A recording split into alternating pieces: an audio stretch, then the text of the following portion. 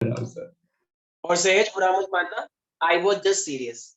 Okay, तो देखो हमारे पास क्या है, तो यहाँ पे मान लो एक रिएक्शन दे रखी है, ए से मेरे पास ये हाफ O2 कंबाइन करके ये बना रहा है मान लो AO, ठीक है, AO। तो इसकी कुछ अपने आप में डेल्टा हीट इंथैल्पी है मान लो नंबर 1, ये आपको कुछ दे रखा है और ये इक्वेशन भी 1 है। अब मान लो AO जो है वो AO हमारे पास फिर से हाफ O2 के साथ रिएक्शन कर रही है और ये मेरे पास बना रही है AO2, ठीक है, और इसकी जो डेल्टा एच आपको दे रखा है, डेल्टा एच दे रखा है आपको 2, ठीक है प्यारे बच्चे। अब ये हमारे पास क्या है कि ये जो AO2 है ना, ये AO2 मान लो मेरे पास जिंक के साथ कंबाइन कर रहा है और ये मेरे को बना रहा है मान लो जिंक AO2, ये पूरा एक कंपाउंड है और इसकी जो डेल्टा एच है वो मेरे पास है 3, ठीक है प्यारे बच्चे। अब हमारे पास क्या हो रहा है, एक फोर्थ रिएक्शन है जो मेरे पास दे रखी है, एक सेकेंड, तो ये ZnAO2 जो मेरे पास था, अच्छा एक सेकेंड, इससे पहले कि मैं आगे बढ़ूं, मान लो अभी ये मेरे पास 3 रिएक्शन दे रखे और आपको क्वेश्चन क्या दे रहा है, आपको वो क्वेश्चन दे रहा है कि आपको ना ए से हमारे पास हमको बनाना है ZnAO2। तो मुझे एक्चुअली में एक रिएक्शन दे रखी है कि आपको ये ए दे रखा है, ए के अंदर मेरे पास Zn आया और Zn के अंदर O2 आया और इस रिएक्शन के लिए मुझे ये बताना है। तो मेरे को अब आपको इस रिएक्शन के लिए डेल्टा एच बताना है कितना होगा। तो अब मुझे एक बात बताओ, रिएक्टेंट के अंदर 3 चीजें A plus Zn plus O2, right, और प्रोडक्ट के अंदर क्या है ZnAO2 दे रखा है। तो पता है आप क्या करेंगे, आप पहले बस बस आपको जो चीज चाहिए ना, आपको बस उससे मतलब होना चाहिए, आप पहले ए को देखें, तो ए को देखो तो इसका मतलब इक्वेशन नंबर 1 काउंट हो रही है। फिर आप Zn को देखें, Zn कौन से रिएक्शन में जरा बताओ, Zn थर्ड थर्ड के अंदर है, तो इसका मतलब अच्छा ये अभी ए ही है या फिर मतलब अगर ए चाहिए तो यहाँ पर भी तो ए ही है, यहाँ पे Zn है तो यहाँ पर भी Zn ही है, तो आपको कुछ यस मल्टीप्लाई सर नहीं करना, equation number 1 plus equation number 3, ठीक है। और आपको बनाना क्या है, देखो यहाँ पे ये O2 है, अब अगर ये यहाँ पे O2 है लेकिन यहाँ पे तो ये हाफ O2 है, तो अगर यहाँ पे हाफ O2 है तो इसका मतलब मुझे अगर O2 चाहिए तो मैं किससे मल्टीप्लाई कर दूं इस पूरी रिएक्शन को, 2 से 2 से कर दूंगा तो वो O2 बन जाएगा।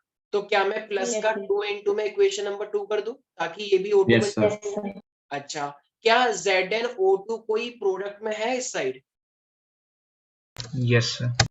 Yes sir third ZnO2 third equation equation बिल्कुल है, तो ये इस साइड है, तो फिर आप लिखेंगे, अब देखो ये इधर प्रोडक्ट में है ना और हमको प्रोडक्ट में ही तो चाहिए, तो फिर ये मेरे पास क्या हो जाएगा प्लस का इक्वेशन नंबर 3 फिर से।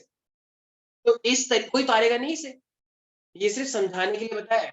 तो यही हैसेस लॉ है, हैसेस लॉ कहता है जो चीज आपको चाहिए बस आप उसी चीज का यूज करके वही इंथैल्पी के साथ कर दें, आपको इसकी इंथैल्पी मिल जाएगी, सिंपल। अच्छा अगर ये ZnO2 मान लो रिएक्टेंट में होता इधर की साइड कहीं पे और आपको प्रोडक्ट में चाहिए, तो फिर हम क्या करते, +3 या -3, minus. -3 sure, yes yes sir. Yes sir obvious सी बात है, ठीक है। तो ये था हैसेस लॉ के बारे में प्यारे बच्चों, याद रहेगा मुझे ऐसी उम्मीद है आप लोगों से। यस अच्छा, मान लो आपको मैं एक क्वेश्चन दे रहा हूँ कि मेरे पास ये BaCl2 है, BaCl2 2H2O के साथ कंबाइन करके ये मेरे पास दे रहा है BaCl2 इनटू में 2H2O, 2H2 is a water of crystallisation. तो आपको ना इसकी डेल्टा एच हाइड्रेशन निकालनी है, we don't know the hydration, तो आपको इसकी हाइड्रेशन निकालनी है। आपको स्टेप दे रखे हैं कि पहले ये BaCl2 था और ये 2H2O था, तो जब इसे हमने वाटर के अंदर डाला, एक्वस के अंदर डाला, तो ये मेरे पास क्या बन गया, ये मेरे पास सिर्फ BaCl2 एक्वस बना, ऐसे करके दे रखा है आपको और कुछ नहीं, आपको खुद सोचना है क्या करना पड़ेगा। तो इसकी जो जो सॉल्युबिलिटी है, जो मिक्स करा गया ना, उसको आपको दे रखा है 8.8 किलो जूल पर मोल। ऐसी एक और स्टेप दे रखा है कि BaCl2 था सॉलिड वाला, ठीक है, हमने उसे एक्वस में डाला और वो मेरे पास बन गया BaCl2 एक्वस, और ये आपको डेल्टा एच सॉल्यूशन दे रखा है माइनस का 20.6 किलो जूल पर मोल। ये आपको दे रखी हैं दो चीजें। अब आपको अगर ये दो चीजें दे रखी हैं और अब आपको ऊपर वाली रिएक्शन के लिए हाइड्रेशन निकालना है, तो आपको क्या लगता है कि वो कैसे निकल के आएगा? आपको ऊपर वाली रिएक्शन के लिए निकालना है, एनी गेसेस कि कैसे निकलना चाहिए?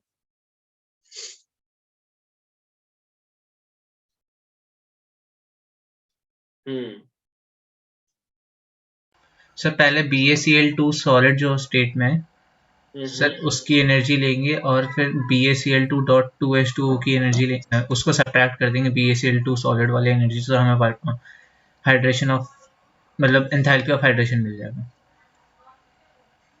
अच्छा, और कोई कुछ कहना चाहता है? क्या और कोई कुछ कहना चाहता है?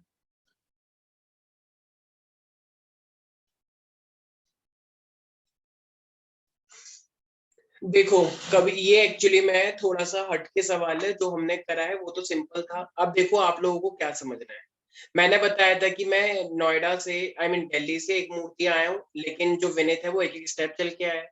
तो क्या मैं इस पूरे को अगर मैं ध्यान से देखूं तो मुझे इतना समझ में आ रहा है कि जो ये BaCl2 है, ये BaCl2 वाला जो सॉलिड में था, ठीक है, एक्चुअली में ये कन्वर्ट हो रहा है फाइनली BaCl2 एक्वस के अंदर। यस और नो? एक्चुअली में ये मेन स्टेप है कि वो BaCl2 सॉलिड से BaCl2 एक्वस में कन्वर्ट हो रहा है। तो ये तो हो गया main final step, direct step, जो मेरा वाला था, दिल्ली से एक मूर्ति। लेकिन अब विनीत वाला क्या होगा? अब देखो, विनीत पहले यही था BaCl2 सॉलिड, तो पहले इसने क्या करा होगा? 2H2 के साथ कंबाइन करा होगा, राइट? यही जो आप देख पा रहे हैं यहाँ पे। तो जब ये 2H2 के साथ कंबाइन करा होगा तो ये क्या बना होगा? BaCl2 इंटू में 2H2 बना या नहीं बना? अरे ये तो रहा। Yes sir. और जब ये फिर से हमारे पास उस वाटर के अंदर पूरा मिक्स हो गया, तो फिर ये H2O पूरे उसके साथ, देखो ये यहाँ पे क्या दिखा रहा है, BaCl2 था, 2H2 बन चुका है। जब इसको फिर से हमने पानी के अंदर डाला, मतलब एक्वस में डाल दिया, तो वो पूरा का पूरा वाटर क्रिस्टलाइजेशन उड़ गए और वो एक्वस के साथ मिल गया। तो इसका मतलब जब हम इसे एक्वस में डाल देंगे, AQ जब हम कर देंगे, तो ये वो 2H2O भी इस एक्वस के साथ मिल जाएगा और ये यही बन जाएगा मेरे पास। यही तो दिखा रहा है। तो इसका मतलब अगर मैं इसे इक्वेशन नंबर 1 बोलूं, इक्वेशन नंबर 2 बोलूं और इक्वेशन नंबर 3 बोलूं, तो मेन इक्वेशन कौन सी है? डायरेक्ट वाली। सर 3 थ्री इक्वेशन है ना भाई। देखो, BaCl2 सॉलिड से डायरेक्ट BaCl2 एक्वस बना, तो यही वाली तो हुई, सॉलिड से डायरेक्ट एक्वस बना। और ये जो डायरेक्ट वाली है, कितने स्टेप से मिलकर बन रखी है? एक ये वाला और एक ये वाला। तो वो स्टेप कौन से हैं यहाँ पे? एक ये वाला और एक ये वाला, वो स्टेप कौन से हैं? फर्स्ट और सेकंड। फर्स्ट और सेकंड है। तो क्या मैं एक तरह से ऐसे लिख सकता हूँ प्यारे बच्चों कि जो इक्वेशन जो थर्ड वाली है, जो इक्वेशन नंबर थर्ड वाली है, वो एक्चुअली में किस किस से मिलके बनी है? Equation 1 plus equation number 1 and 2। अच्छा, और आपको निकालनी किसके लिए? 1 के लिए। 1 के लिए। 1 के क्वेश्चन में लिए। इसके लिए पूछ रखा है। तो बाकी तो आपको पता ही ना। तो थर्ड के लिए कितनी वैल्यू दे रखी है आपको, जरा बताना एक बार। -20.6। ऐसे करके भी इक्वेशन बनाने से आपसे पूछ लेगा वो। इक्वेशन 1 के लिए निकालनी है, आपको चेक करना पड़ेगा भाई। हमेशा वो आपसे डायरेक्ट थोड़ी पूछेगा कि इतने सारे स्टेप दे रखे हैं, डायरेक्ट के लिए निकालो। क्या पता डायरेक्ट का दे दिया हो, किसी एक पर्टिकुलर स्टेप का पूछ ले, राइट? नहीं आ रहा कुछ समझ में? सर आ गया। इक्वेशन 2 का क्या है? आ गया। इक्वेशन 2 का है मेरे पास 8.8। 8.8। अच्छा, ये तो मैंने बहुत ही एक्वस करके दिखा दिया। आपको वो कुछ भी दे सकता है, कैल्शियम कार्बोनेट, कैल्शियम ऑक्साइड, फिर उसी के साथ कैल्शियम बाइकार्बोनेट, तो वो सब कर लोगे मुझे लगता है। बस आपको स्टेप पहचानने हैं, उस अकॉर्डिंग आप कर लेंगे। क्वेश्चन करेंगे हम चैप्टर खत्म होने के बाद, ऑफ कोर्स। अच्छा, तो इक्वेशन 1 के लिए कितनी वैल्यू आ जाएगी फिर? माइनस का 20.6, ये 8.8 उधर जाएगा तो माइनस का 8.8 हो जाएगा, तो कितना बन जाएगा ये? 20.6 और 8.8, तो ये हो जाएगा माइनस का -28। 29 हो जाएगा ना। ये 0.8 है और वो 0.6 है प्यारे बच्चे, तो हाँ, यस सर। मैथ्स नहीं आ सर ठीक है, तो ये हमारे पास हो गया। हाँ, बट सोच सही रहते तुम, तो इसलिए मेरे पास आ जाएगा equation 1। Got it everybody? Yes sir. तो स्टेप पहचानने भी आने चाहिए, यही हैसेस लॉ है कि एक डायरेक्ट स्टेप को चलने के लिए, जैसे आपने बोला कि अच्छा, जैसे मान लो आपके कोई दादाजी हैं, आपके दादाजी ने आपको देखा कि वो आप तो भी पैदा हुआ है कि वो किटी किटी इतना क्यूट है ये, लेकिन लगा अजीब सा रहा है, ठीक है, डॉबी लग रहा है, डॉबी हैरी पॉटर का, ठीक है, तो डॉबी हुआ है। लेकिन मान लो अब वो ठीक 25 साल बाद आपसे शादी में मिला, मतलब 25 साल में शादी होती है ऐसा कोई फिक्स नहीं है, बट स्टिल मान लो कि आपकी हो रही है, तो अब आपके दादाजी आए बोल रहे हो देखो बेटी कितनी बड़ी हो गई और आप बड़े स्टाइल मार रहे हो कि हेलो दादाजी, ठीक है, तो बहुत ज्यादा स्टाइल मार रहे हो तुम लोग।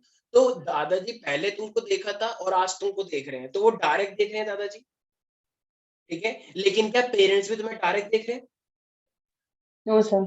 नो, वो तुम्हें रोज देखते हैं और रोज तुम उनका मूड खराब कर देते हो, बताओ दो बार है, ठीक है, तो रोज तुम उनका मूड खराब करते हो, रोज तुम उनसे पैसे मांगते हो, रोज तुम उनको तंग करते हो, ठीक है, एकदम बस हालत ही खराब कर रखी है अपने पेरेंट्स की, पेरेंट्स तंग आ चुके हैं कि प्लीज इसे कहीं पे हॉस्टल में भेज दो, ठीक है, क्योंकि उनकी भी एक पर्सनल लाइफ है ना, तुमने उनकी पर्सनल लाइफ हेल्प कर रखी है, तो ऑप्शन ही नहीं बचा कुछ कि भाई जा भाई तो आओ कॉलेज में एडमिशन ले और जा प्लीज हॉस्टल में जाके रहे, ठीक है, प्लीज कॉल मत करियो यहाँ पे, ठीक है, पर कोई बात नहीं, पेरेंट्स बहुत सेंसिटिव होते हैं आजकल के, पेरेंट्स कहते हैं नहीं कोई बात नहीं हमारे बच्चे हैं, कोई बात नहीं हम चल सकते हैं, ठीक है, तो ज्यादा डिमांडिंग मत बनो, प्यार का जूता फायदा उठाते हो तुम लोग, ये नाजायज फायदा उठाना कहते हैं इसे, इमोशनल टॉर्चर करते हो तुम लोग अपने पेरेंट्स को, उनके सेक्रीफाइस को समझो, टॉर्चर करना बंद करो पेरेंट्स को। कुछ बच्चे कह रहे हैं सर आप अपनी कहानी तो नहीं बता रहे कहीं, नहीं, मैं तुम लोगों की कहानी बता रहा हूँ, मैं तो फिर रहा ये हूँ कहानी उसमें, आपकी भी रही होगी। तो आप ध्यान रखें ये सब, ठीक है। खैर हम किस बात पे थे, मैं तो बातों बातों में कहाँ आ गया, हाँ, तो बातों बातों में ये कह रहा था मैं कि एक तरफ दादाजी ने आपको डायरेक्टली देखा, लेकिन पेरेंट्स आपको रोज सुबह सुबह देखते हैं, तो वो रोज सुबह सुबह देखने वाला इज इक्वल टू डायरेक्ट वाला बोल सकते हैं। 25 साल बाद देखा तो एकदम ज्यादा चेंज यस लगा, सर। लेकिन पेरेंट्स आपको रोज डेली देखते तो कोई चेंज नहीं लगता, क्या है ये तो वैसा ही है जैसा था, 20 साल हो गए बताओ, ये कोई चेंज नहीं आया इसके अंदर। तो ये हमारे पास है, पता नहीं क्यों हम स्कूल भेज रहे हैं, क्योंकि है तो ये वैसा ही सेम डिट्टो, कुछ सीख कर नहीं आता। ठीक है, इवन वो जो कॉल आता है, वो जो क्या करते हैं तुम लोग, शिकायत भी करते हो उसमें भी तुम हिंदी दबा रहे हो, तो फिर कहते हैं बताओ ये इंग्लिश मीडियम स्कूल में जाता है और ये हिंदी में बात कर रहा है। वो करता है कि मजा हिंदी में ही आता है, इंग्लिश में बात करने में मजा नहीं आता। ओके चलो, कहते हो कि गुस्सा एकदम हिंदी में ही निकलता है, इंग्लिश में भी निकलता है, लेकिन इंग्लिश में वो मजा नहीं जो हिंदी में गुस्सा निकाल सको, तो कि कितना गंदा डिफेक्टिव पीस दिया आपने हमें, नकली माल दे दिया मेरे को प्रोटीन का डिब्बा। ठीक है, आते हैं टॉपिक के ऊपर। आपके साथ हुआ है ना, प्रोटीन का डिब्बा गलत आ गया। तुम्हें कैसे पता? हाँ यार, नकली आ गया यार, ये फालतू का बताओ, सर नुकसान को हो ठग गया, दिया था मतलब। ये नकली डिब्बा पहुंचा रहे हैं यार, बताओ, मेरा पेट खराब हो गया उससे, पेट खराब हो गया, मेरी बॉडी बताया खराब था हो गई, आपने। इन्फेक्शन हो गया, उससे सब कुछ सीन हुआ है मेरी बॉडी में।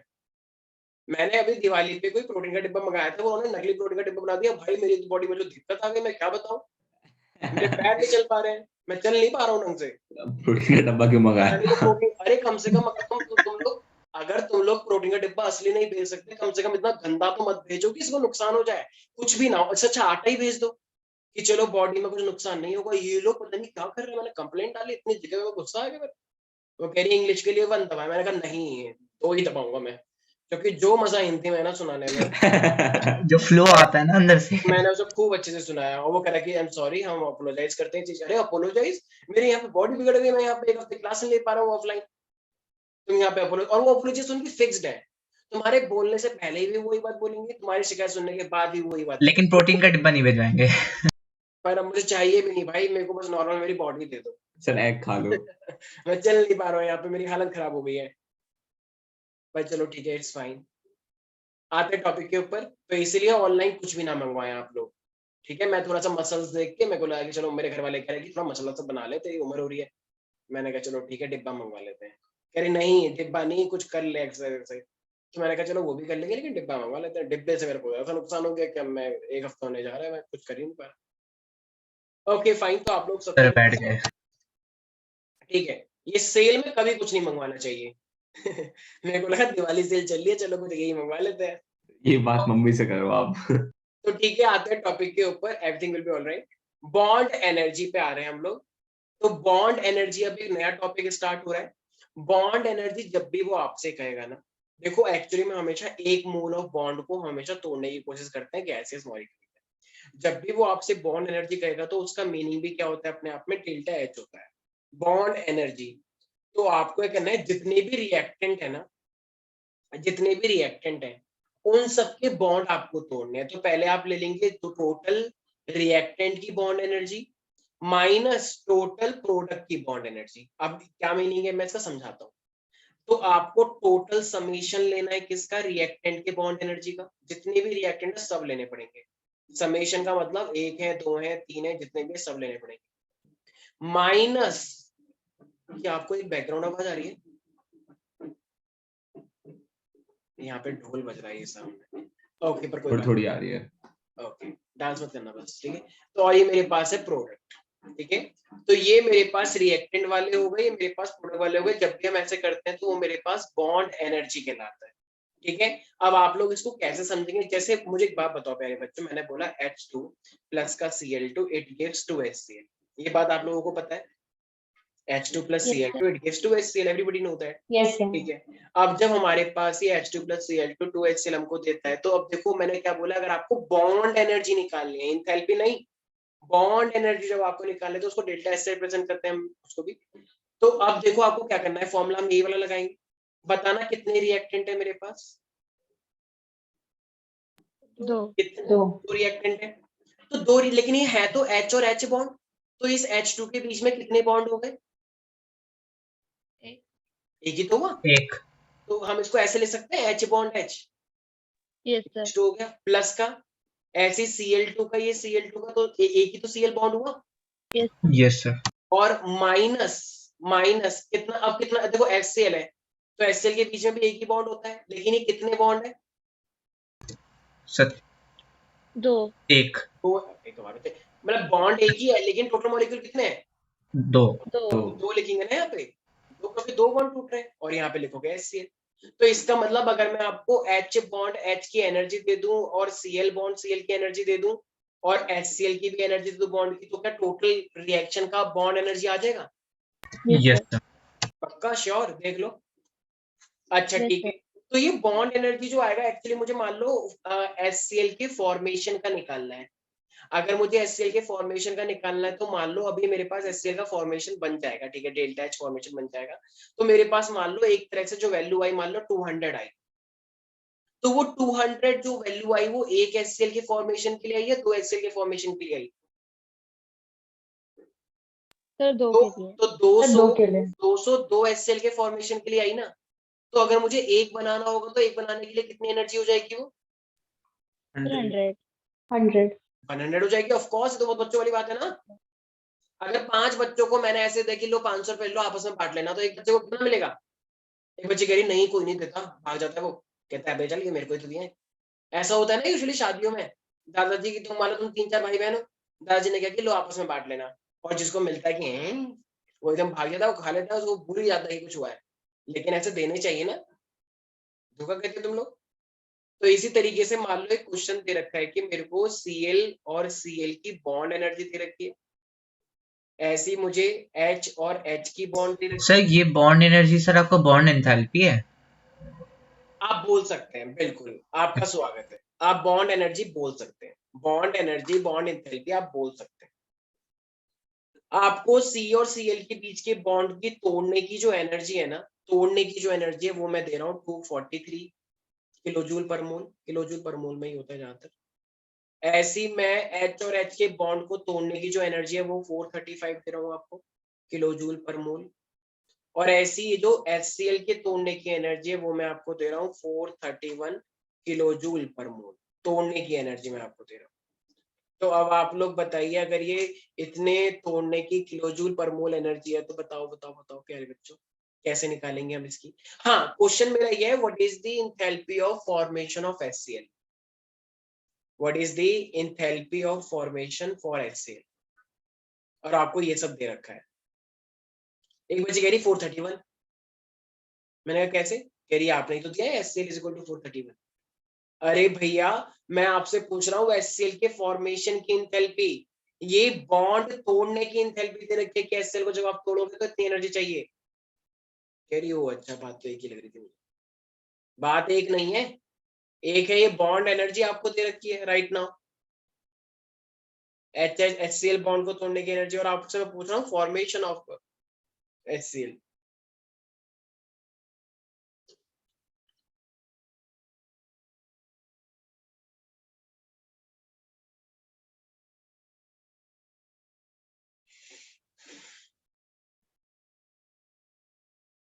क्या आप लोग कर रहे हैं या फिर बस आप लोग शक्ल देख रहे हैं कैमरे की?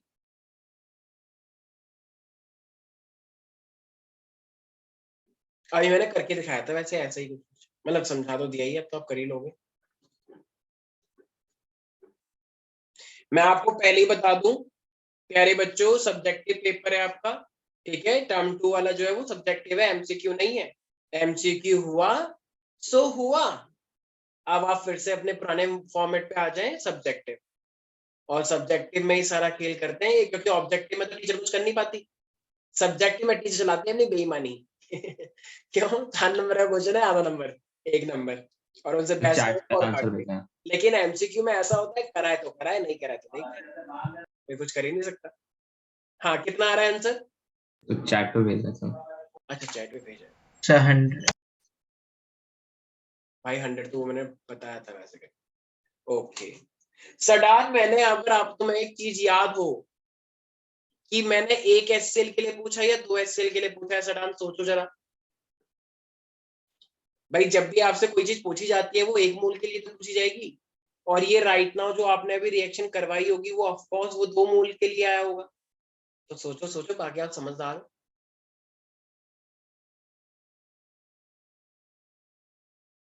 ऋषभ पंत, तुम कुछ गड़बड़ कर रहे हो। वेरी गुड, शाबाश सडान। सडान ने दिखा दिया कि मेरे आगे कोई इतना कोई खास स्टैंड करता नहीं है। थियोरेटिकली कर सकता है स्टैंड, प्रैक्टिकली नहीं। गलत है, I am really sorry to say that Rishabh. Vineet, I am really sorry to say. ये दोनों एक साथ ही गलत करते हैं, एक साथ ही सही करते हैं, पर चलो अच्छी बात है। I am sorry Harshita, you are doing something wrong. ये तो बहुत ही इजी टॉपिक है, इसमें कैसे गड़बड़ कर रहे हो तुम लोग? या तो मैंने कुछ गड़बड़ कर दी होगी शायद। वैल्यूज तो मैंने सही दी है, एक बच्चे का सही आया तो इसका मतलब फिर तो मैंने सही दिया होगा। या तो आप लोगों की मैथ बहुत कमजोर है, या फिर आप लोगों को रसायन विज्ञान में कोई इंटरेस्ट नहीं है। ऋषभ, तुम फिर से वही गड़बड़ कर रहे हो। अभी थोड़ी देर पहले मैंने एक बात बोली, 2 एचसीएल के लिए निकालना है या 1 एचसीएल के लिए? 2 के लिए तो निकाला, वही कर रही है। हाँ तो 1 के लिए निकालना है प्यारे बच्चे। 1 के लिए नहीं। हमेशा रूल 1 के लिए निकलता है ना, आपने जो निकाला है इस टाइम बिल्कुल सही निकाला है, लेकिन वो आपने 2 के लिए बता दिया। ओके, आप लोगों से नहीं हो रहा है, कोई बात नहीं, इट्स फाइन, मैं करके दिखाता हूँ। आप लोगों को सबसे पहले एक रिएक्शन लिखनी होती है। आप लोगों को पता है कि H2 plus Cl it gives the HCl, 2 moles Yes, of sir. HCl, yes or no? तो ये 2 H के बॉन्ड मिलके, 2 CCl के बॉन्ड मिलके ये 2 H और Cl के बॉन्ड बनाते हैं, Yes, yes sir. or no? Yes, तो sir. अगर इसने HCl के लिए पूछा है तो वो जो भी एनर्जी निकल के आएगी वो 1 के लिए निकल के आएगी, 2 HCl के लिए निकल के आएगी। सर 2 के लिए। और आपको हमेशा किसके लिए निकालना होता है? 1 के लिए। 1 के लिए। के लिए। इतना टाइम लग गया इन लोगों को सोचने में कि पता नहीं क्या। अभी भेजा है। अच्छा, तो ये रिएक्टेंट, अब बताओ रिएक्टेंट में कौन कौन है? रिएक्टेंट में H है और ये Cl है, तो वो दे तो रखा है, या तो आप लोग देख ही नहीं पा रहे कि क्या क्वेश्चन में गिवन है। एक बच्ची अपने अकॉर्डिंग वैल्यू रख रही है, कह रही है 2 5 6 7, कह रही कुछ भी रख लो, सब एज्यूम, उसने लिख भी दिया एज्यूम, कह रही है लेट्स एज्यूम। अरे एज्यूम जब कर ही रही हो तो लेट्स क्यों लगा रही हो? उसका भी तो मीनिंग सेम ही है, कह रही वो एक ही बात। तो ध्यान रखें, अपने अकॉर्डिंग ना चले, केमिस्ट्री है ये पूरा रिएक्टेंट हो गया, माइनस प्रोडक्ट का क्या है HCl, लेकिन ये 2 है, ये तो उन्होंने HCl 1 का दे रखा है, तो अभी हमें करना तो 2 का ही पड़ेगा, तो 2 इंटू में 431।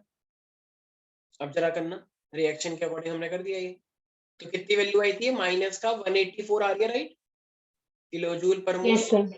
अब जब ये तुम्हारा माइनस का 184 किलो जूल आया है, तो अब तुम्हें, लेकिन ये जो आया ये 2 HCl के लिए आया, for the 2 HCl it is minus का 184, तो Yes, एक sir. HCl के लिए कितना आएगा? 184 डिवाइड बाई 2, तो वो कितनी हो जाएगी फिर? माइनस का 92 किलो जूल। 92. में आ गया? पता नहीं, कुछ सर लोगों मैंने भी यही भेजा था। कुछ लोगों का 300 आ रहा है, तुम 354 355 300 555 ही लें, मेरी मान 555 अपना ले, ठीक है। तो ये सब नहीं करना है। Got it everybody? Anushka, Saanvi, Sahaj, यहाँ पे इस क्लास में एस वाले नेम वाले बहुत है, मतलब आई नो, थैंक यू कि मेरा भी नाम एस से स्टार्ट हो रहा है, लेकिन ऐसे वाले बच्चों ने एकदम दम मचा रखा है। हम तुम लोगों के साथ एक गैंग बनाएंगे, ठीक है, एकदम एक बहुत ही एक फंक्शन होगा ना, उसके अंदर एक एस गैंग आएगी, ठीक है, बाकी सब भी है लेकिन ठीक है, हम एस गैंग वालों को ज्यादा प्रायोरिटी रखेंगे, ठीक है। तो ये हमारे पास है अफसोस, विनीत एंड ऋषभ, तुम भी बना लेना एक वीआर गैंग, ठीक है। वो कह रहे हैं वो ऑलरेडी कोई जरूरत नहीं है, बनाने की जरूरत ही नहीं है। ठीक है, ठीक तो ये है। हमारे पास हो मैं गया अकेला ही बॉन्ड। बहुत हूँ। तो बॉन्ड एनर्जी के बारे में आप सब लोग लिख लें एक बार लिख लें, बॉन्ड एनर्जी होती क्या, लिखो दी एवरेज एनर्जी रिक्वायर्ड, दी एवरेज एनर्जी, यहाँ पे डेफिनेशन भी याद रखनी है आप लोगों को, थियोरेटिकल भी आता है थर्मोडायनामिक्स से। The average energy required to dissociate, the average energy required to dissociate 1 mole of bond, 1 mole of bond, the average energy required to dissociate 1 mole of bonds present between atoms in gaseous molecule, present between atoms in gaseous molecule is called bond energy. It's called, so the average energy required to dissociate 1 mole of bond present between atoms in gaseous molecule is called bond energy, ठीक है। Yes sir. अब आ जाते हैं, तो मैंने आपको first law, zeroth law thermodynamics का बताया था। If Yes, A sir. and B are in thermal equilibrium, B and C are in thermal equilibrium, then A and C are also in thermal equilibrium. First energy can neither be created nor be destroyed. बहुत ही simple, total energy constant रहती है। अब यहाँ पे आ रहे हैं हम second law of thermodynamics पे, सेकंड लॉ ऑफ थर्मोडायनामिक्स। अच्छा, अब ना देखो यहाँ पे ना आप लोगों को एक वर्ड सीखने की जरूरत है जिसको हम बोलते हैं स्पॉन्टेनियस। क्या बोलते हैं? स्पॉन्टेनियस का मतलब नेचुरली, जो चीजें अपने आप हो जाए। अच्छा, ऋषभ एक दिन विनीत से मिला, विनीत भी एक दिन ऋषभ से मिला, और एकदम से एक हवा का झोंका आया और ये दोनों बहुत अच्छे फ्रेंड बन गए। तो ये नेचुरली बने या कहीं से फोर्स इनको लगाना पड़ा कि चलो दोस्त बनाते हैं, इनको किसी ने कोई सीक्रेट टास्क दिया? ये नेचुरली हुआ या फिर कुछ जबरदस्ती करवाया किसी ने? फोर्स। कौन सा फोर्स? तुमने लगाया क्या कोई फोर्स? कौन सा फोर्स? देखो इसकी कोई आवाज नहीं निकली, बस एक ही इसकी आवाज आई है, फोर्स। सन्नी, मतलब क्या तुम समझाना चाहोगे तुमने ये एक बार क्यों बोला पूरी क्लास में? इससे पहले तुमने कुछ बोला नहीं आज तक। हम सुनना चाहते हैं, actually we are very eager to hear you और वेरी एक्साइटेड एज वेल। अरे नो रीजन। तुम्हें कहीं ऐसा नहीं तुम भी नहीं की गैंग में शामिल हो? ओ अच्छा, ये वीआरएस गैंग है, ये सन्नी इंक्लूडेड है। मैं तभी कहूँ ये हमेशा, मतलब उसको तो बेचारे को हम लेते ही नहीं थे। अच्छा, यहाँ पे थ्री का गैंग चल रहा है ये। Okay okay, fine fine. हम तुम्हें अपनी टीम में शामिल करना चाह रहे थे, तुमने तो बगावत करके इन्हीं की टीम शामिल कर रखी है। ठीक है, चलो कोई बात नहीं, एक बंदा जाए तो उससे ज्यादा फर्क नहीं पड़ता। ओके, तो हमारे पास कोई भी नेचुरल चीज जो अपने आप हो जाए, अपने आप हो जाए, ठीक है, नेचुरल प्रोसेस की बात कर रहा हूँ, तो उसे हम क्या बोलते हैं? Spontaneous process. क्या बोलते हैं? Spontaneous process.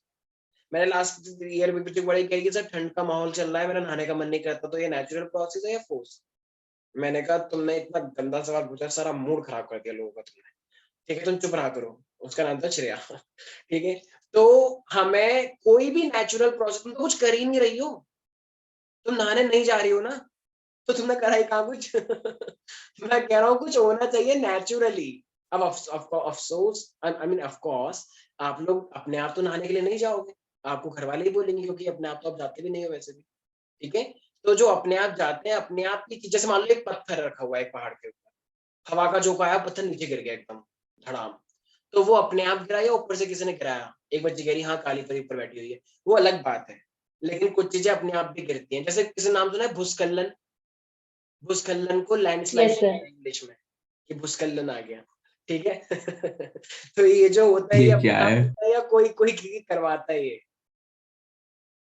एक बच्ची कह रही है supreme power, God, Jesus Christ, Jesus. तो ठीक है, भगवान करा रहे हैं, लेकिन ऐसे करके तो फिर अच्छी भगवान ही करा रहे हैं फिर, तो वो भगवान वाला नेचुरल मान सकते हैं आप लोग। ठीक है, तो वो हमारे पास क्या होगा फिर, नेचुरली हो रहा है। ठीक है सनी, हम कोई भगवान का मजाक नहीं उड़ा रहे कि तुम मेरे पे केस कर दो कि आप ऐसे कैसे बोल रहे हो जीसस क्राइस्ट को। हम बता रहे हैं कि भगवान सुप्रीम कोर्ट सर हमारे, जेल हो जाएगी सर 2 महीने की। तो ये कोई बात नहीं, हम डरते नहीं है क्योंकि हम बिलीव करते हैं सबका मालिक। सर हो रखी है जेल। तो ये हमारे पास बत्तीस होते हैं। तो ये हमारे पास कोई भी नेचुरल प्रोसेस जो अपने आप होता है, जिसमें कोई भी एजेंसी की रिक्वायरमेंट नहीं होती, उसे हम स्पॉन्टेनियस बोलते हैं। ठीक है, और जैसे तुमको बोला जाए चलो पढ़ लो बेटा, आज तुम्हें 5 घंटे पढ़ना है, तो वो 5 घंटे तुम अब पढ़ रहे हो, नाटक कर रहे हो पढ़ने का, तुम्हारी आंखों में नींद है, आगे फोन लगा लिया किताब के आगे और तुम नाटक कर रहे हो और तुम देख रहे हो क्या चल रहा है आसपास और कि कोई देख ना ले। तो ये जो तुम स्टाइल मारते हो, मैं सब पता है तुम्हें क्या पता नहीं है। वो मान लो लैपटॉप के पीछे कुछ गेम खेल लो और सामने कुछ वो खिला हुआ है बुक के, वो जैसे टीचर वो आए तुम्हारे घर वाले, तो वो लड़का तो पढ़ रहा है, लेकिन जैसे ही वो गए तुरंत तुरंत गेम खुल गया फिर से। तो वो सब चीजें जो आप पढ़ने का नाटक कर रहे हो, तो वो फोर्स्ड माना जाएगा या नेचुरल माना जाएगा? फोर्सफुली पढ़ रहे हो आप। फोर्स। ठीक है, तो बहुत ही कम बच्चे हैं जो बहुत ही लगन और इंटरेस्ट के साथ पढ़ते हैं, 2-3 ही बच्चे हैं यहाँ पे ऐसे। बाकी तो जबरदस्ती पढ़ रहे हैं क्योंकि उनको पता है फिर मार्क्स नहीं आएंगे, मार्क्स नहीं आएंगे तो पेरेंट गुस्सा हो जाएंगे और फिर कुछ कॉलेज भी नहीं मिलेगा अच्छा। तो नेचुरल प्रोसेस अपने आप होता है। ठीक है, got it everybody? Yes. Okay. नदी का पानी है, नदी का पानी अपने आप वेपोराइज करके एटमॉस्फेयर में पहुंच गया, मतलब वेपोराइजेशन ऑफ वाटर हो रहा है, तो वो नेचुरल माना जाएगा या फिर वो नॉन, आई मीन स्पॉन्टेनियस माना जाएगा, non spontaneous? Spontaneous. Spontaneous. Very good शाबाश, स्पॉन्टेनियस अपने आप हो रहा है। अब अगर वो स्पॉन्टेनियस हो रहा है तो एक हमारे पास टॉपिक होता है जिसको हम बोलते हैं degree of randomness. Degree of randomness का मतलब होता है एंट्रोपी। ठीक है, डिग्री ऑफ रैंडमनेस का मतलब होता है एंट्रोपी। आप लोगों को एक क्लास में बिठाया गया, आप लोग एकदम कोने कोने में एकदम सट के एकदम ऐसे बैठ गए हैं क्योंकि जगह ही नहीं है क्लास में। जैसे ही छुट्टी हुई तो आप लोग जब बाहर जाएंगे तो फिर से सट सट के जाएंगे या फिर थोड़ा सा गैप ले लेंगे, सोशल डिस्टेंसिंग में आ जाएंगे, ऑटोमेटिकली आ जाएंगे अपने आप ही, क्योंकि आप एकदम ऐसे एरिया से आए जहाँ पे एकदम भरा हुआ था। तो बाहर निकल के लोग शोर मचाते हैं, चिल्ला रहे हैं, पता नहीं ये स्कूल के बच्चों को छुट्टी होती है चिल्लाते क्यों हैं सारे, चिल्ला रहे हैं, भाग रहे हैं गेट के पास। अरे इतनी भी क्या एक्साइटमेंट, कोई जेल से तो नहीं भाग रहे तुम लोग। लेकिन नहीं, चलो तुम तो बड़े हो गए, वो 5वीं तक के बच्चे, उनको पता नहीं कहाँ से इतना क्रेज होता है, कहाँ से उसमें इतनी एनर्जी होती है। जैसी बेल बजती है ओ भाई साहब, वो लोग ऐसे भागते हैं, बेचारा कोई गिर जाए, कोई नीचे गिर जाए तो उसके ऊपर चढ़ चढ़ के चले जाए ये लोग, जैसे इनको पता नहीं कैद कर रखा हुआ था। और मैं ये तो प्राइवेट स्कूल की बात है, प्राइवेट स्कूलों का माहौल तो यस अच्छा सर। होता है। मेरे को समझ नहीं आ रहा सरकारी स्कूल में फिर क्या होगा। सरकारी स्कूल में तो सरकारी गंदे स्कूल होते हैं सरकारी, तो वहां पे तो बच्चे गंदे मचाते हैं। फिर यहाँ पे तो बच्चों को सिखाया जाता है कि डिसिप्लिन में रहें, डिसेंट रहें, थोड़ा प्यार से रहें। ऐसे भाग रहे हैं जैसे पता नहीं इनको हंटर पड़ रही थी और अब एकदम से क्या वो छोड़ के भाग गया, तो सारे भाग रहे हैं, तो भागो जेल से छोड़ के भागो, लाइफ इज अ रेस, पता नहीं क्या। पर ठीक है चलो, एक्साइटमेंट है बच्चों में तो इसलिए वो कर रहे हैं, अच्छा है, हम ऐसे। सर भी उनमें से एक थे, वेरी गुड। अच्छा तुम सबसे आगे भी दौड़ रहे थे। ओके ओके, बस के लिए लड़ रहे हैं बताओ। मैं एक दिन देख रहा बस के लिए लड़ रहे हैं और कोई बस में आगे नहीं बढ़ पा रहा, क्यों? क्योंकि सारे गेट में फंसे हुए हैं सारे गेट में फंसे, कोई आगे नहीं बढ़ पा रहा। ये कम से कम 5 मिनट तक चल रहा है, ये 5 मिनट तक कोई चल ही नहीं पा रहा, सारे धक्का मार रहे हैं और वो इस तरीके से एडजस्ट हो गया है, मतलब गेट में सारे फंसे ऐसे हैं, ना वो आगे आ पा रहा ना वो पीछे आ पा रहा। अब सॉरी सर इतने बदतमीज की कोई टस से मस होने को तैयार नहीं।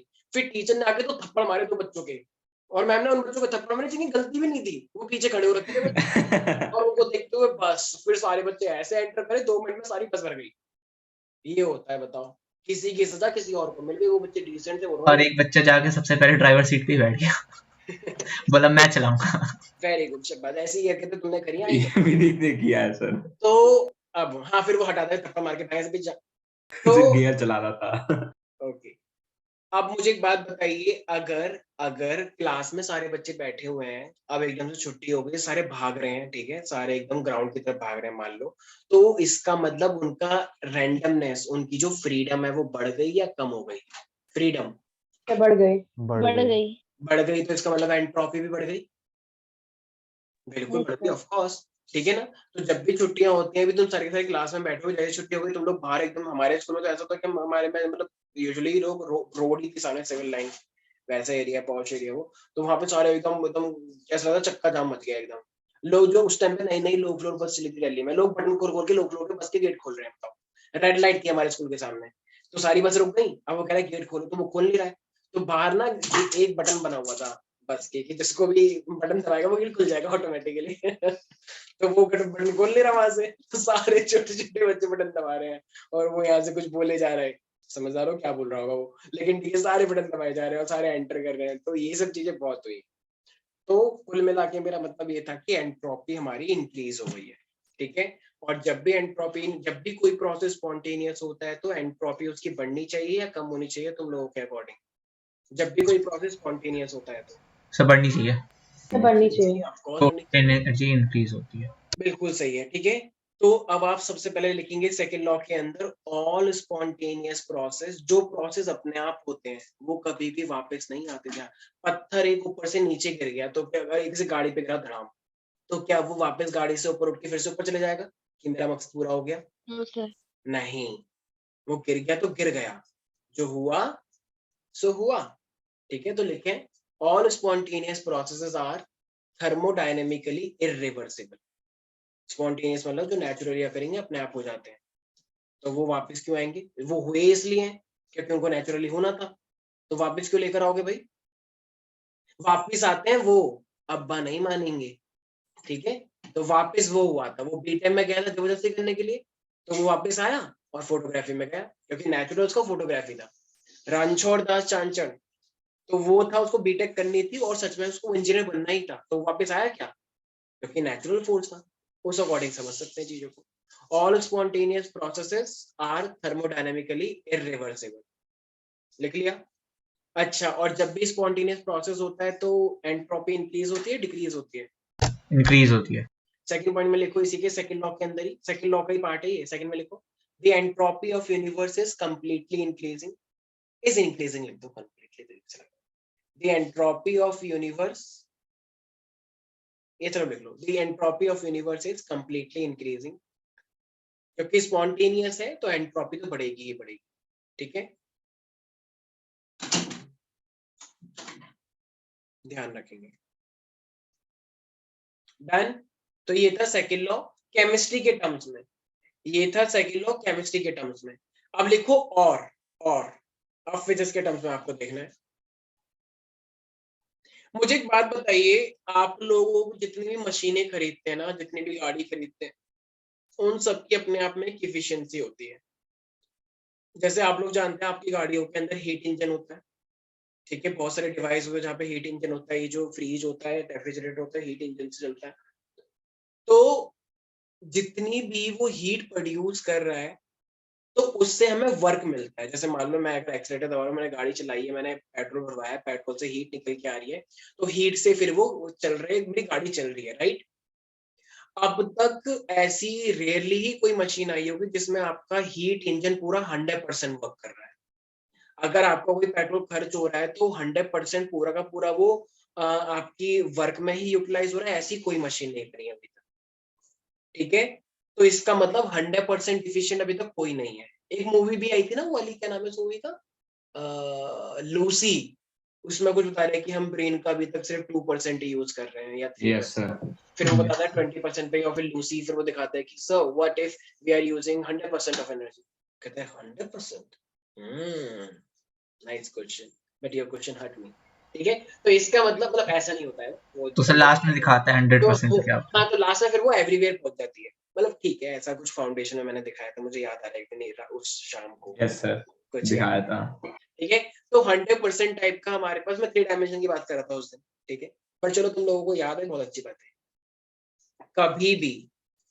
कभी भी हीट से वर्क 100% नहीं हो सकता है, ध्यान रखना, इम्पॉसिबल है, ठीक है। क्यों? क्योंकि तुम भी जानते हो साथ में कुछ ना कुछ साइड इफेक्ट चलते रहते हैं। जैसे गाड़ी चल रही है तो उसका साउंड में कन्वर्जन हो गया, साउंड में भी तो कन्वर्जन हो रहा है, कुछ फ्रिक्शन में भी जा रहा है, बहुत सारी एनर्जी, कुछ जो बाहर से जो हवा आ रही है उसको उसको भी तो रोकने एयर के ड्रैग। लिए चाहिए। तो इतनी सारी चीजें, इतने सारे फैक्टर है, तो 100% में कन्वर्जन हो ही नहीं सकता। तो इसलिए आप एक लिखेंगे और के बाद, the complete conversion of heat into work, the complete conversion of heat into work, ये फिजिक्स के अकॉर्डिंग है। The complete conversion of heat into work is impossible without leaving some effects elsewhere, without leaving some effects elsewhere. the complete conversion of heat into work is impossible without leaving some effects elsewhere. ठीक है, तो ये second law of thermodynamics है, आपको ध्यान रखना है। वैसे second law of thermodynamics chemistry के अकॉर्डिंग यही है, whenever there is a spontaneous process, so it is thermodynamically reversible and entropy increases. और एंट्रोपी का मीनिंग अभी मैंने क्या बताया था वैसे, डिग्री ऑफ रैंडमनेस। हाँ, रैंडमनेस, डिसऑर्डरनेस, ठीक है। Yes. जैसे अब मान लो आप लोग परफ्यूम लगाते हो, तो आप लोगों ने अभी परफ्यूम जो है डिब्बे के अंदर है हाई प्रेशर में, राइट। जैसे ही आप प्रेस करते हो तो एकदम परफ्यूम निकल के आता है, तो वो जो परफ्यूम निकल के आया तो वो पार्टिकल का रैंडमनेस बढ़ जाएगा या कम हो जाएगा? रैंडमनेस, डिसऑर्डर बढ़ जाएगा। तो इसकी एंट्रोपी इंक्रीज हुई है या डिक्रीज हुई है? इंक्रीज हुई है। तो इस टाइम पे क्या हो जाएगा फिर, डेल्टा एस पॉजिटिव माना जाएगा। एंट्रोपी को हम एस से रिप्रेजेंट करते हैं, आप लोग समझ गए क्यों? ठीक है, तो एस गैंग, तो इसलिए हमारे पास है delta S should be positive and randomness increases. तो अच्छा, एक सेकंड मैं पूछता हूँ हर्षिता से, हम हर्षिता के पास आ रहे हैं। एच सी बाय लैम्डा की कमी है वैसे तुम्हारे डीपी में हर्षिता।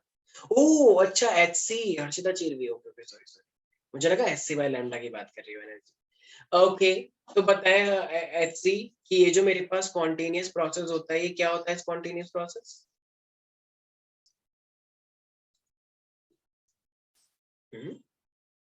हर्षिता आई थे करिए नहीं? ओके ठीक है, सानवी के पास आते हैं प्यारी बच्ची। सानवी अच्छी लग रही है, झालर सी जो लटक रही है ना पीछे, बहुत ही अच्छी है, वेरी गुड। ओके, बट कोई बात नहीं, आप एक बात बताएं कि जो स्पॉन्टेनियस प्रोसेस होता है कैसे एक्सप्लेन करोगे आप? Sir naturally occurring processes spontaneous बोल जाएंगे। Very good.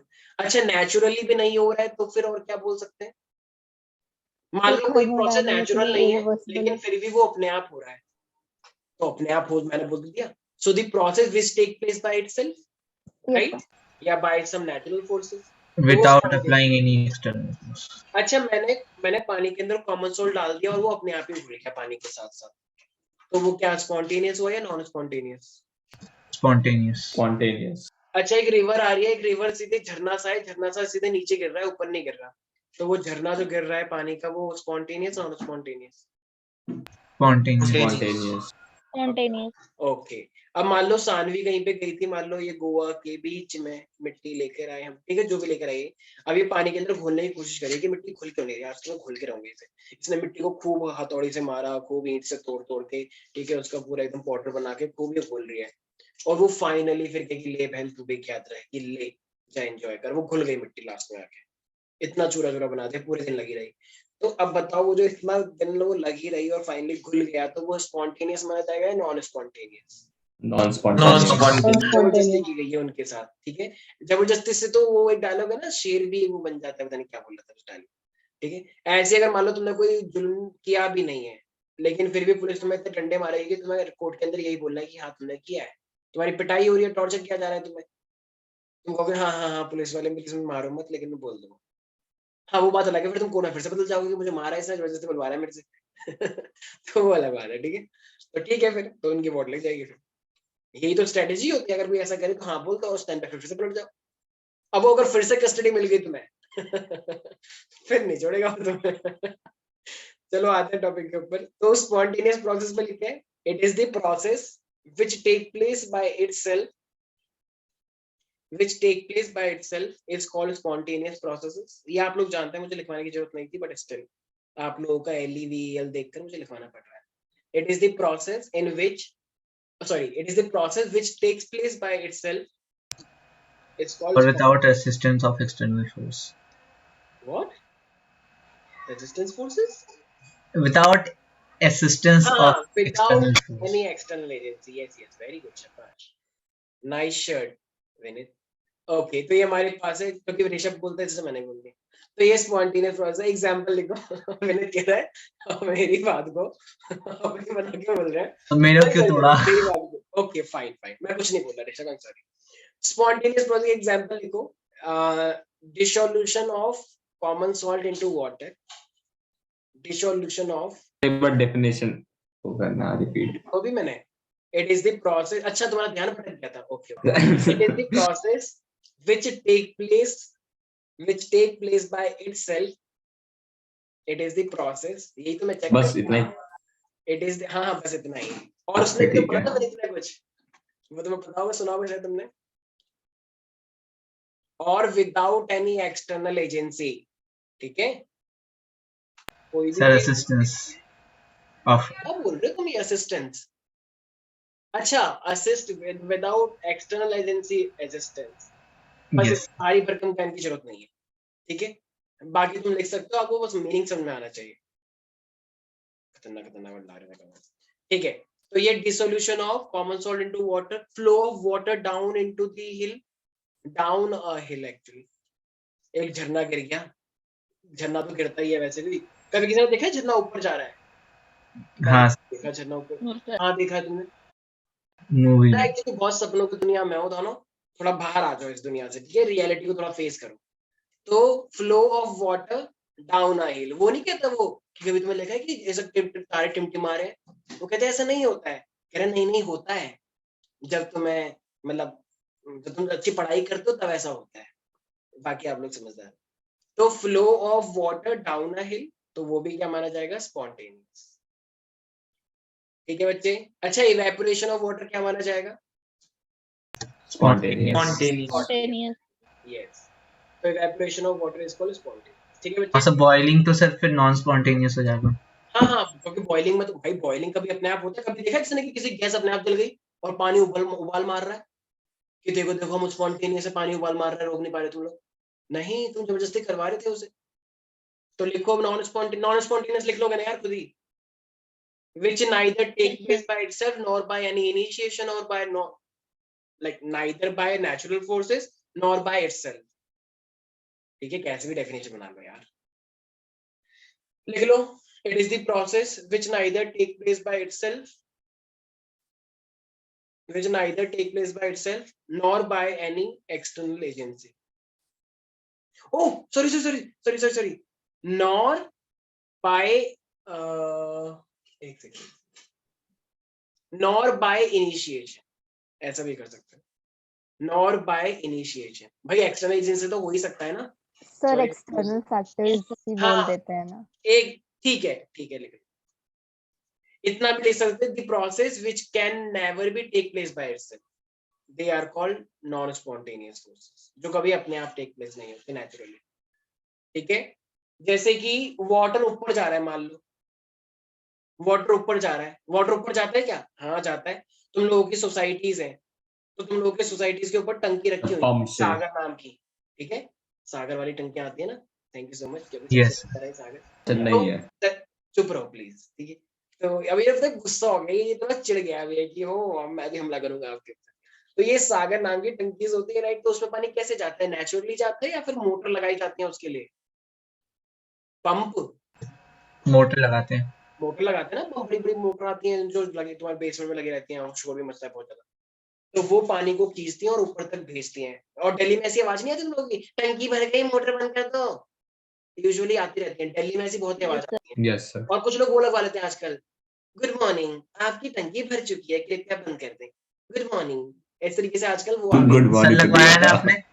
मैंने नहीं लगवाया, मेरे पड़ोसी ने लगवा रखा है, बहुत इरिटेटिंग पड़ोसी है वो कंटिन्यूअसली आधे घंटे तक बजती है तो सुनाई देता है, पूरे मोहल्ले को सुनाई देता है कि भाई हमारे फ्लैट में इसलिए सर आप जाके बोल देते हो। ठीक है, मतलब पता नहीं वो दूसरों को क्यों सुनाता, मतलब वो दिखाता हमारे घर में टंकी लगी हुई है।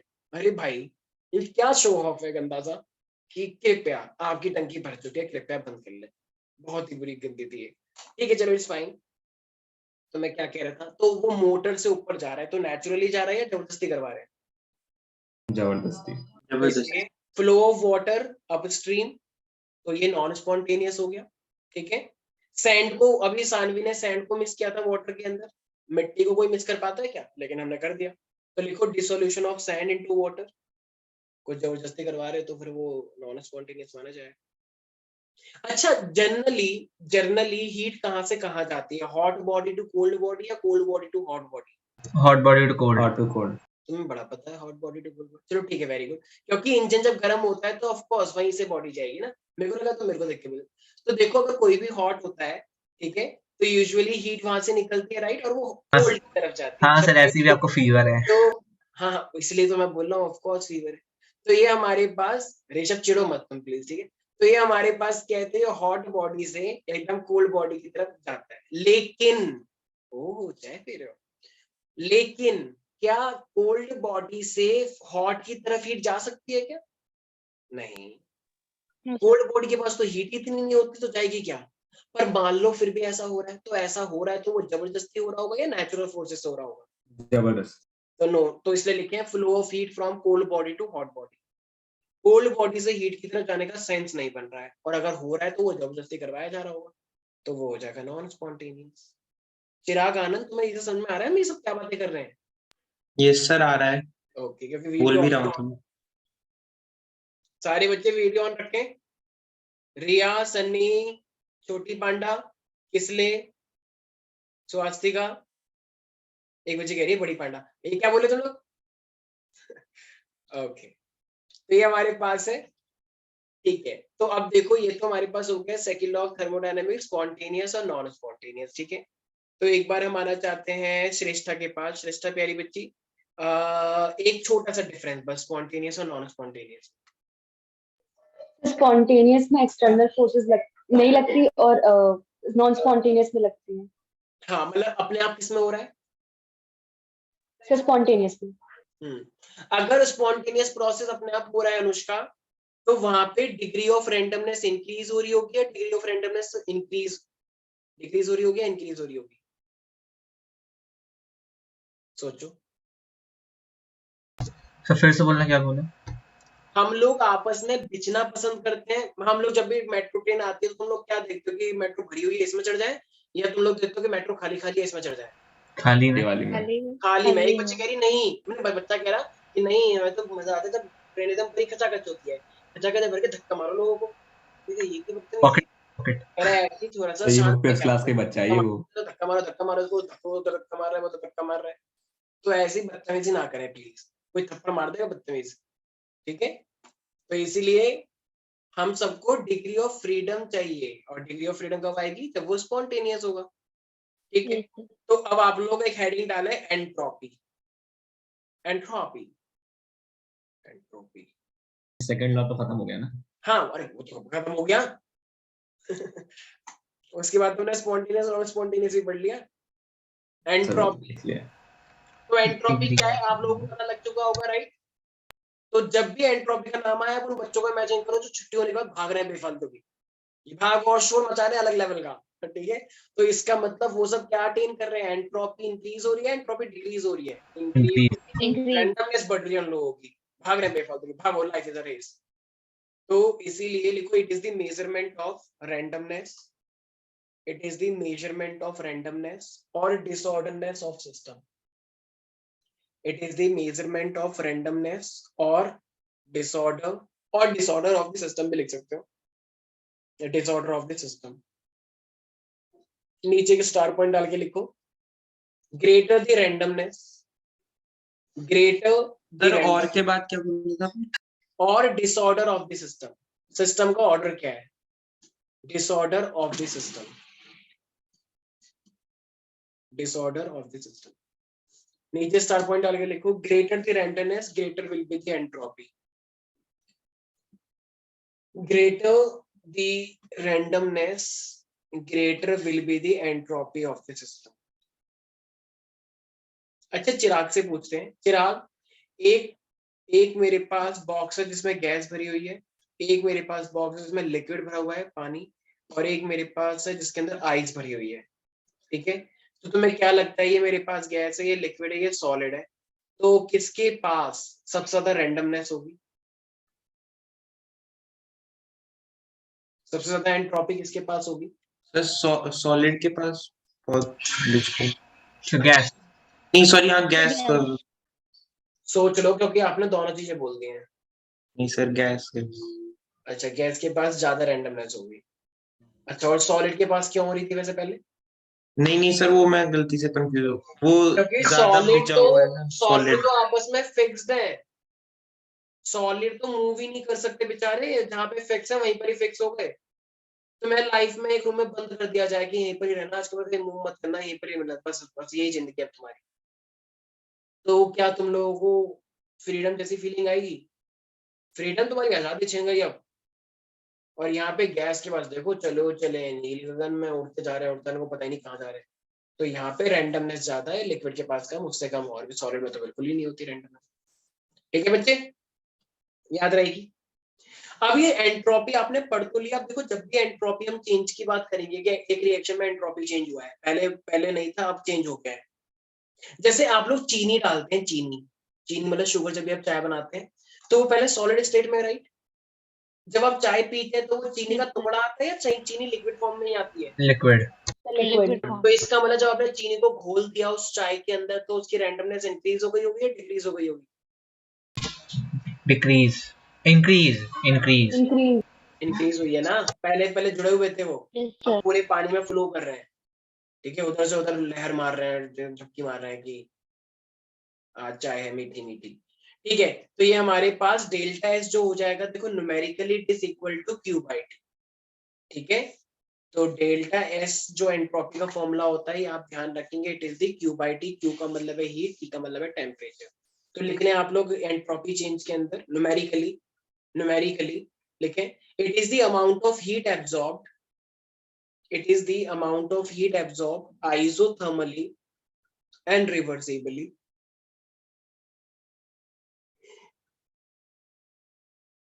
ये numerical definition है। it is the amount of heat absorbed isothermally and reversibly divided by absolute temperature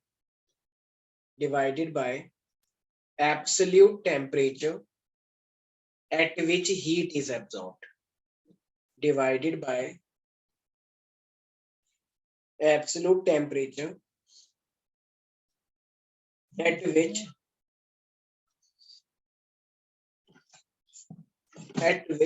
heat is absorbed.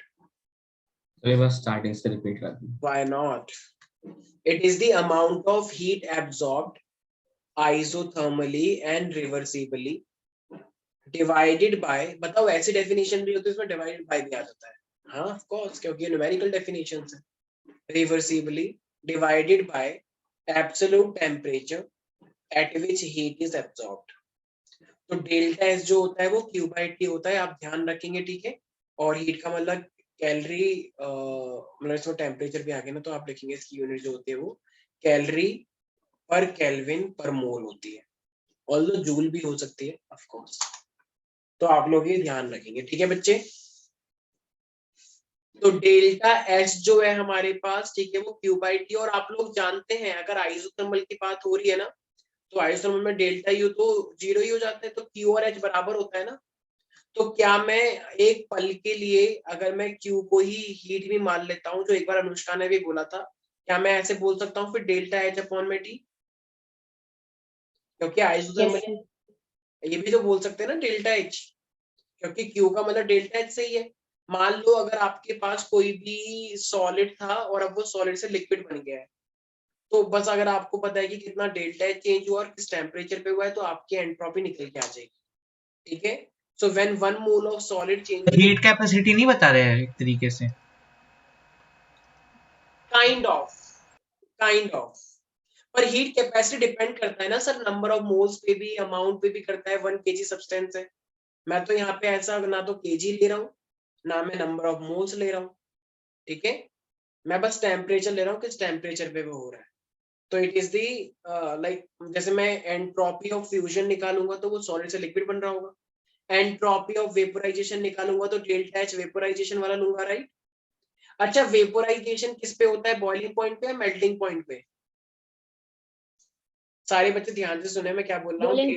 मान लो मैं डेल्टा एच निकाल रहा हूँ फ्यूजन, तो फ्यूजन का मतलब क्या होगा, डेल्टा एच फ्यूजन हो जाएगा सॉलिड से लिक्विड। और ये टेम्परेचर कौन सा होता है, फ्यूजन किस पे होता है, melting point, boiling point? Melting melting point. Melting point वाला टेम्परेचर आ जाएगा, राइट?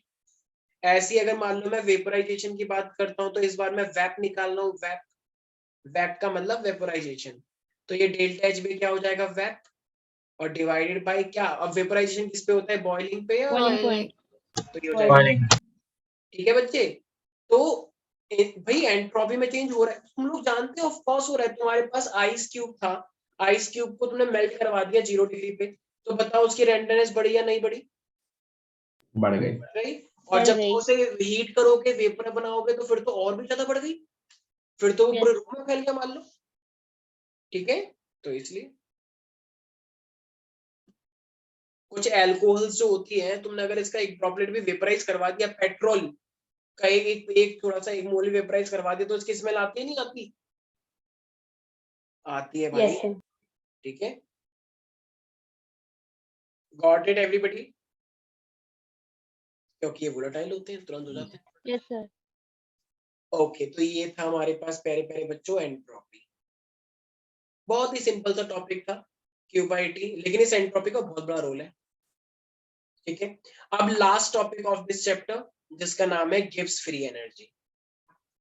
गिब्स फ्री एनर्जी, इनके नाम ऐसे ही होते हैं। ठीक है, ऐसा होता है कि अनुष्का फ्री एनर्जी, श्रेष्ठा इक्वेशन, तो ऐसा अभी तक तो नहीं हुआ है, मे बी फ्यूचर में आगे जाके हो, पर अभी के लिए हमें इतना ही। तो Gibbs free energy, Gibbs free energy.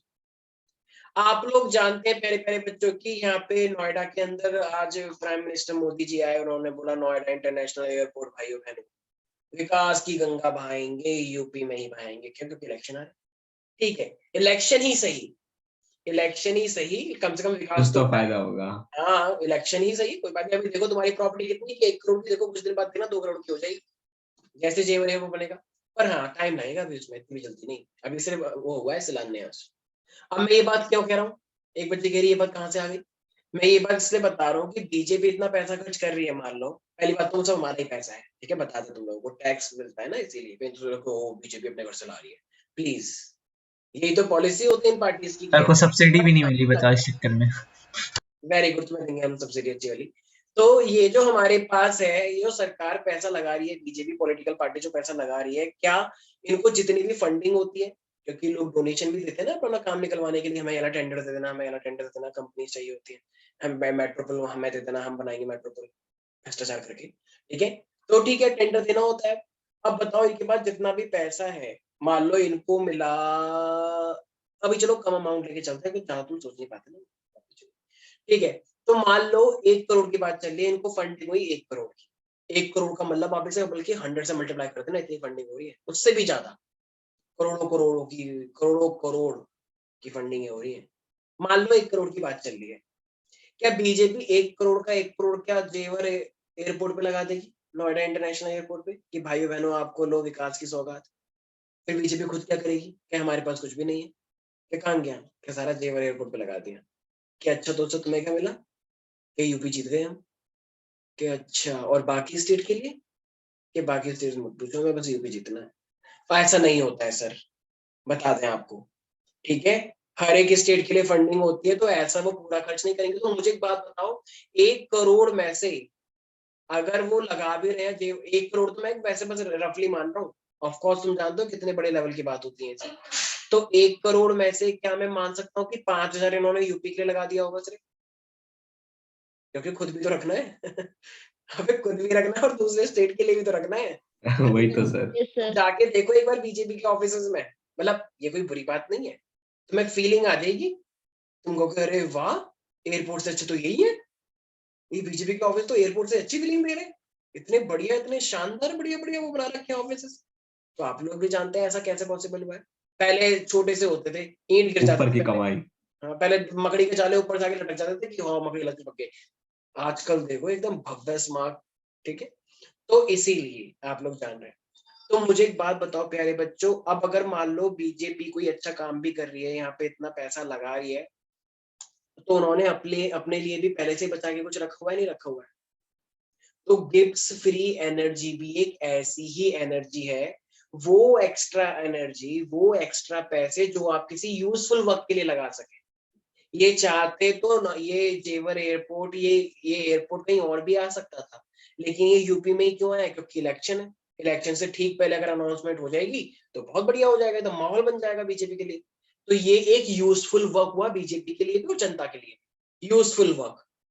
तो ये जो अमाउंट था, ये काइंड ऑफ इन्होंने अपना पूरा पैसा लगाया होगा, सिर्फ मेन एक्स्ट्रा में से थोड़ा बहुत पैसा लगाया होगा, थोड़ा बहुत पैसा लगाया थोड़ा बहुत। अपने लिए भी रखना है। थोड़ा बहुत पैसा। हाँ, तो ये जो डेल्टा जी है, इसे गिब्स फ्री एनर्जी बोलते हैं।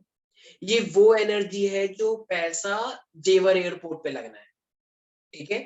डेल्टा जी जो है ये वो पैसा है जो जेवर एयरपोर्ट पे लगना है, मतलब जेवर एयरपोर्ट का यूजफुल वर्क है हम सब लोगों के लिए, हम सब की जनता के लिए यूजफुल वर्क है।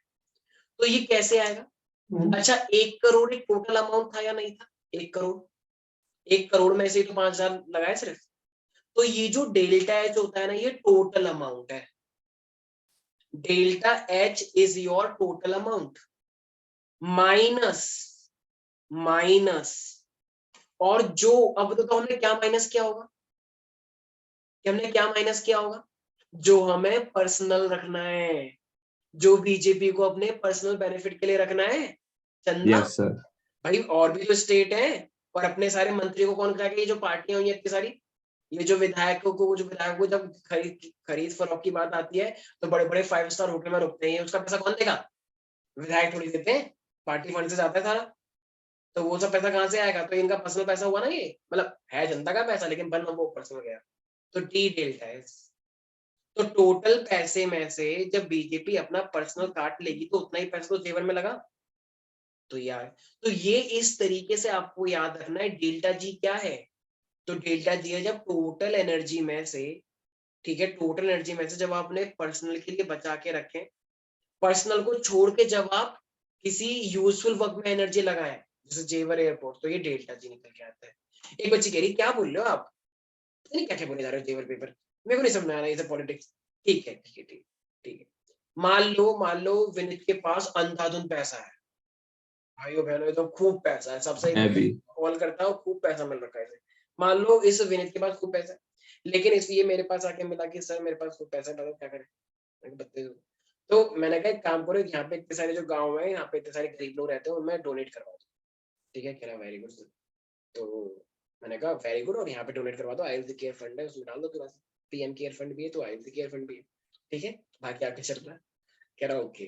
तो ये मुझे एक बात बताओ, इसको अगर इसके पास अगर 1 करोड़ रुपए है तो क्या है 1 करोड़ का 1 करोड़ डाल देगा आईएलसी फंड में? No sir. नहीं, ठीक है। अगर दिल अच्छा हो तो डाल देगा। देखा, मेरी भी तो जिंदगी है, मेरे को कम से कम अभी, कम से कम अभी मेरे को 70-80 साल जीना है, और मेरी खुद की लग्जरी लाइफ। मेरे को बार बार भी जाना होता है, मेरे को पार्टी वार्टी भी करना है, अभी तो पार्टी शुरू हुई है, ठीक है। तो ठीक है चलो, ये तो वो कब खत्म होगी पता थोड़ी है। तो इसीलिए तो इसने 1 करोड़ में से 60 लाख का फंड अपने लिए रख लिया। देख रहे हो कितना बदतमीज है, 50% से ज्यादा रख लिया। मतलब ये आया था मेरे पास मिलने के लिए कि कुछ सेवा करेंगे, इसने आधे से ज्यादा खुद अपने लिए रख लिया। तो 60 लाख का फंड इसने, तो बचा कितना? 40 लाख का। अब ये 40 लाख का अगर ये वो कर देगा, दान कर देगा, तो लोगों का भला होगा नहीं होगा, लोगों के लिए यूजफुल वर्क होगा नहीं होगा? तो यही तो है गिफ्ट फ्री एनर्जी।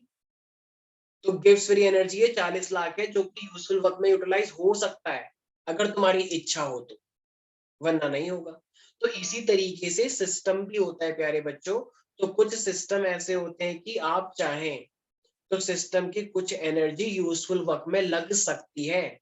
अगर मैं एक टेस्ट ट्यूब हूं, मेरे अंदर एक केमिकल भरा हुआ है, तो उस केमिकल के पास भी एनर्जी है। अब वो अगर तुम चाहो तो उसको यूज कर सकते हो केमिकल को। मान लो केमिकल बहुत गर्म है, तो उस गर्म से हीट निकल रही होगी, तो उस हीट का भी यूज हो सकता है कुछ भी काम करवाने के लिए। डिपेंड कि आप उसे करवा पाते हो या नहीं। तो समझ में आ गया गिव्स फ्री एनर्जी बच्चे? तो it is the that extra energy which can be utilized for you for doing the useful work, can we say that?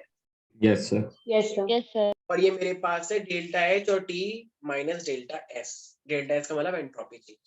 अच्छा, एक चीज ध्यान रखना, अगर कुछ भी करके अगर डेल्टा जी नेगेटिव आ गया है, मान लो डेल्टा, अच्छा मान लो कोई एक्सोथर्मिक रिएक्शन, एक्सोथर्मिक के लिए डेल्टा एच नेगेटिव होता है, तो ये भी नेगेटिव और ये तो है ही नेगेटिव। तो नेगेटिव नेगेटिव मिलके क्या आता है? एक बच्चे के लिए पॉजिटिव। नहीं, नेगेटिव। नेगेटिव नेगेटिव मिलके नेगेटिव ही आता है। ठीक है, वो मल्टीप्लाई थोड़ी कर रहे हैं। तो नेगेटिव नेगेटिव मिलके नेगेटिव ही आएगा। तो जब भी नेगेटिव आता है तो उसे हम बोलते हैं स्पॉन्टेनियस प्रोसेस। जब भी आपका डेल्टा जी नेगेटिव आए, इसका मतलब वो प्रोसेस अपने आप हुआ है। और जब भी आपका डेल्टा जी पॉजिटिव आए, इसका मतलब वो नॉन स्पॉन्टेनियस प्रोसेस है, वो अपने आप नहीं है, उसे करवाया गया है। ठीक है, that would be non spontaneous process. ठीक है बच्चे? ये बचे 0 आ सकता है। 0 आ जाएगा तो फिर वो बन जाएगा इक्विलिब्रियम। इक्विलिब्रियम अच्छा। एक ऐसी कंडीशन होती है जो अब नेक्स्ट चैप्टर में आने वाला है, जिसमें okay sir. Rate of forward और रेट ऑफ बैकवर्ड आपस में इक्वल हो जाता है, आप लोग जानते होंगे। यस ठीक है, सर। तो ये जो है हमारे पास गिब्स फ्री एनर्जी है, तो it is that extra energy, that energy which can be utilised in doing some useful work. Sir yes sir आपने डेल्टा एस लिखवाया है क्यू बाई टी, हाँ तो डेल्टा एस की जगह क्यू बाई टी से अगर रिप्लेस करेंगे तो टी टी कैंसिल आउट हो जाएगा, तो डेल्टा एच माइनस हाँ क्यू हाँ, हो जाएगा। लेकिन आप ऐसा करेंगे नहीं, अलग अलग फॉर्मूलेस को आप अलग अलग रखते हैं, ऐसे अभी आप कंबाइन नहीं करेंगे। ठीक है, अभी आप हाँ हाँ बिल्कुल आप सही सोच रहे हैं, लेकिन अभी आप कंबाइन नहीं करेंगे। ये एक जनरल फॉर्मूला है, वो एक कंडीशन के लिए आया है, आइसोथर्मल रिवर्सिबल के लिए डेफिनेशन में लिखवाया है, और ये जनरली हर सिचुएशन के लिए लिखवाया गया है।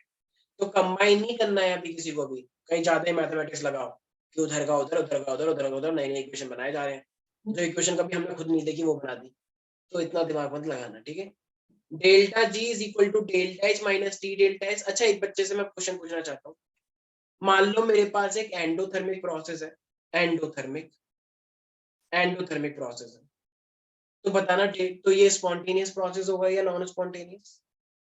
Non spontaneous. Non spontaneous. Non-spontaneous. गवार बच्चों ध्यान से सुनो, एंडोथर्मिक का मतलब होता है डेल्टा एच पॉजिटिव है, इसका मतलब ये वाला टर्म पॉजिटिव हो गया, राइट? Yes sir. तो अब जो ये वाला फैक्टर है ये तो माइनस में, तो अब ये एक्चुअली में टेम्परेचर डिसाइड करेगा कि वो क्या होना है। अगर टेम्परेचर बहुत हाई हो गया तो बहुत हाई हो गया तो ये वाली टर्म बड़ी हो जाएगी ना, तो नेगेटिव आ अब कोई जाएगा, चीज बड़ी नेगेटिव में से कम पॉजिटिव जाए तो ओवरऑल तो वो नेगेटिव ही आती है, स्पॉन्टेनियस हो जाएगा। तो फिर वो स्पॉन्टेनियस हो जाएगा। ऐसे ही बोलने बेफालतू की चर्चा कुछ बोलो। अच्छा, और अगर टेम्परेचर लो हुआ, अगर ये टेम्परेचर बहुत लो हुआ तो ये वाली वैल्यू छोटी सी हो जाएगी, तो प्लस में से कोई छोटी चीज माइनस हो रही है तो वैल्यू पॉजिटिव आती है, तब नॉन पॉजिटिव आती है स्पॉन्टेनियस तो होगा। Non spontaneous. समझ पा रहे हो मैं क्या बोल रहा हूँ? Yes sir. Yes. अच्छा अच्छा, टेम्परेचर नॉर्मल सही है, ओके ओके, लेकिन मेरे पास जो एंट्रोपी है वो नेगेटिव है। अगर मेरे पास एंट्रोपी नेगेटिव है और डेल्टा एच भी पॉजिटिव है तो बताओ ये क्या आ जाएगा? पॉजिटिव। देखो डेल्टा एच मैंने भी बोला एंट्रोपी एंडोथर्मिक है तो पॉजिटिव हो जाएगा डेल्टा एच, तो पॉजिटिव आएगा। तो ये भी पॉजिटिव sir. और डेल्टा एच नेगेटिव है तो ये नेगेटिव नेगेटिव प्लस हो जाएगा, पॉजिटिव हो जाएगा। ओवरऑल क्या आ जाएगा? Non spontaneous. Positive. Non-trans. समझ पा रहे हो आप लोग प्यारे प्यारे बच्चे? यस Yes, सर। sir. ओके, एक सेकंड, जस्ट एक सेकंड।